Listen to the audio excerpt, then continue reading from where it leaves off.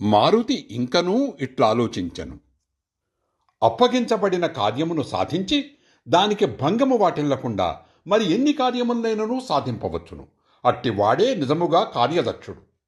కార్యమదెంత స్వల్పమైనదైనను దానిని సాధించుటకు పెక్కు ఉపాయములుండును.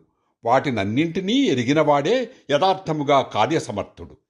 నేనిప్పుడిక్కడనే శత్రుబలమునకును మనవారి బలమునకును యుద్ధ నైపుణ్యమునందలి తారతమ్యములను బాగుగా తెలుసుకొనుట యుక్తము. పిమ్మట కృతనిశ్చయుడునై సుగ్రీవుని కడకు వెళ్ళినచో అప్పుడు ప్రభుశాసనమును చక్కగా నెరవేర్చిన వాడనగుదును. ప్రముఖులైన రాక్షస యోధులెల్లరూ ఇప్పుడు రణరంగమున నాచే హతులైనచో మిగిలిన వారు ఏదో ఒక విధముగా సులభముగానే చల్లబడుదురు.